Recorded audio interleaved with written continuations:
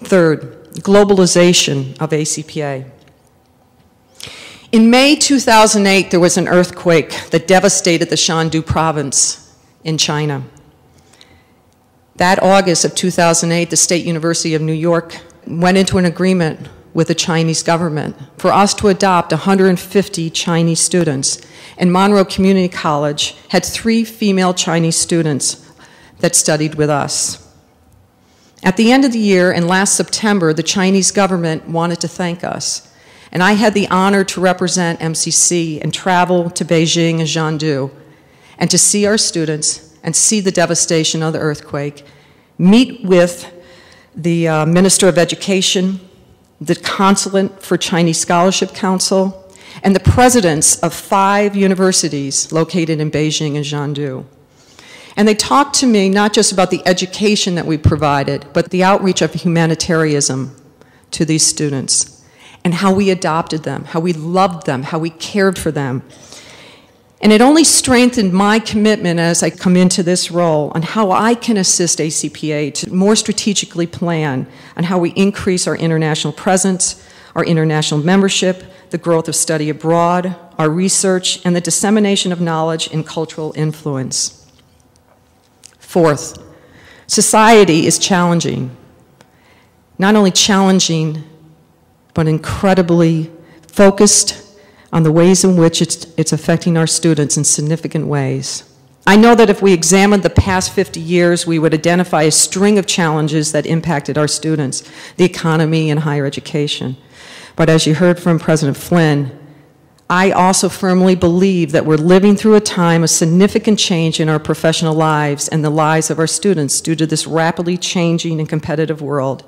Our students' invisible book bags are filled with so many things related to their work, their mental health, finances, family, physical health. And as practitioners, we're incredibly vital to their success, and we need the necessary tools and skill sets to ensure their success. I gave a kaleidoscope as a gift to one of my dissertation committee members because I felt that the kaleidoscope represented the change I experienced when I wrote my dissertation. It was a perfect example and symbol of the intertwined changing growth that I experienced. A poem from the Brewster Kaleidoscope Society reads, "Life unfolds from the center. New beginnings emerge from the breakup of past forms.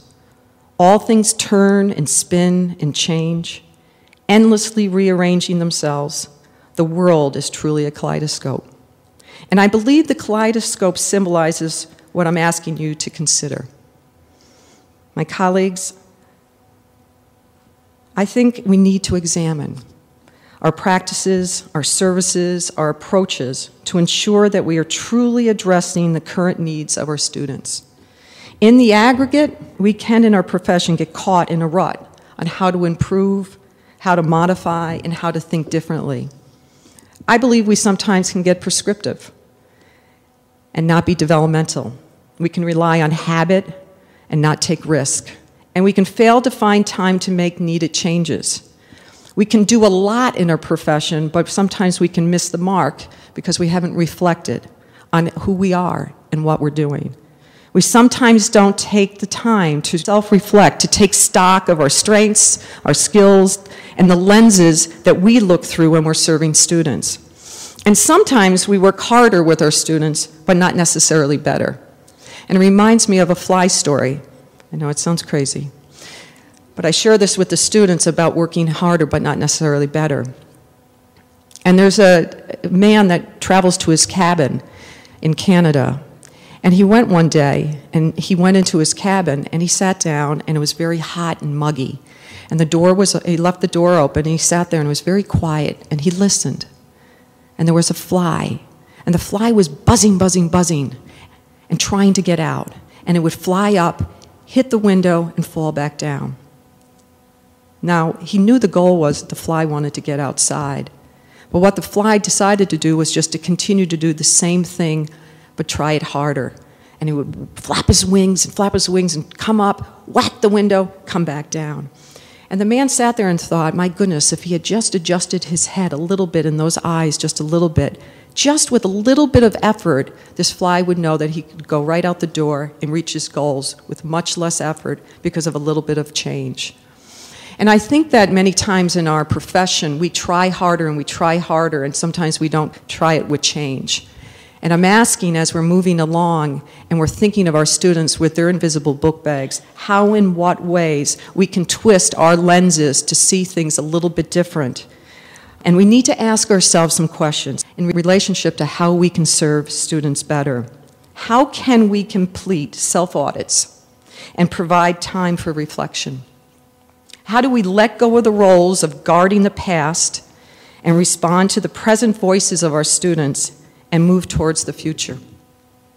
How can we be better educators and consultants on our campuses to empower fellow staff and faculty with the knowledge we all have in order to best serve our students? How can we gain new knowledge, abandon old approaches, and tweak where necessary approaches that we want to keep? And how can we rise together with collective wisdom and collective action to serve our students? The Be More theme of 2011 in Baltimore, I feel, says it all. We're not asking you to do more. We're inviting you to be more of you, for you to know what you need to learn, to grow, to develop, and strengthen. Name it, feel it, see it, define it, commit to becoming more. So in light of our Be More theme for 2011, I ask that throughout this coming year, you seek more, you understand more, you be more for yourself and for your students. I thank you for the opportunity to serve as your 2010-2011 president. Thank you.